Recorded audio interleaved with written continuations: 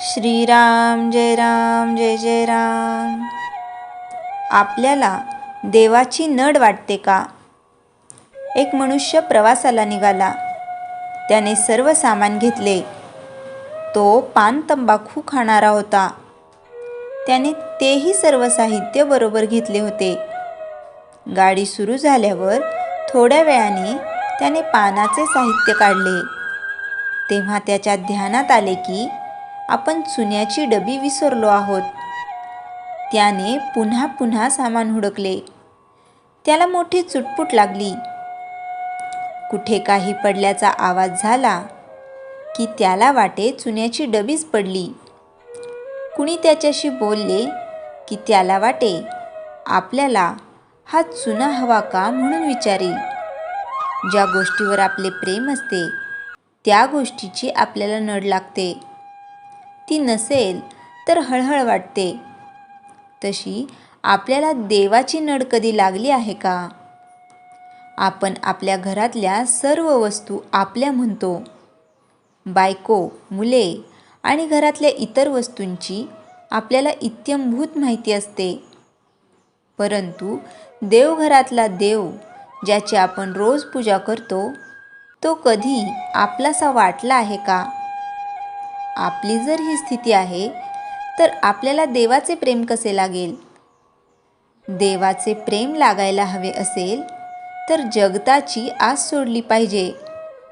व्यवहार न सोडावा, पण विषयाकडे गुंतणारी आपली वृत्ती भगवंताच्या आड येते म्हणून तिला भगवंताकडे गुंतवावे. भगवंताची खरी आवड उत्पन्न झाली पाहिजे. देवा वाचून आपले नडते असे वाटले पाहिजे. ज्याचा आपण सहवास करतो त्याचेच आपल्याला प्रेम लागते.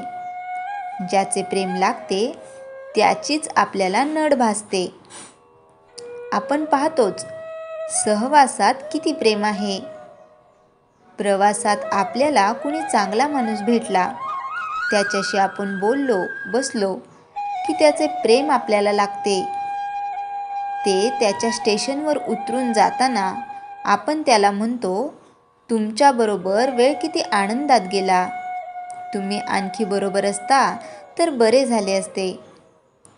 थोड्याशा सहवासाने जर एवढे प्रेम उत्पन्न होते तर मग भगवंताच्या अखंड सहवास ठेवल्यावर त्याचे किती प्रेम मिळेल. म्हणून त्याच्या नामाचा सतत सहवास ठेवा. भगवंताच्या सहवासात राहायचे म्हणजे अहमपणा विसरून करता करविता तो आहे ही भावना दृढ झाली पाहिजे.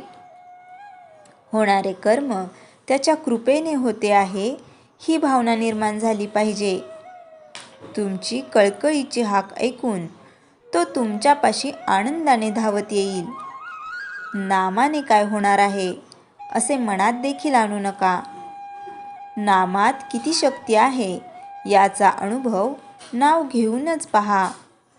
ज्याला नामाचे प्रेम आले त्याने भगवंतालाच आपलेसे केले यात शंका नाही. श्रीराम जय राम जय जय राम. चैतन्यवाणी. नामस्मरण करता करता मनुष्य क्रमाक्रमाने प्रथम मुमुक्षू, मग साधक व पुढे सिद्ध होतो. श्रीराम जय राम जय जय राम. जयाच्या जनी जन्मनामार्थ झाला, जयाने सदा वासनामात केला. जयाच्या मुखी सर्वदा नाम कीर्ती, नमस्कार त्या ब्रह्मचैतन्यमूर्ती. श्रीराम जय राम जय जय राम.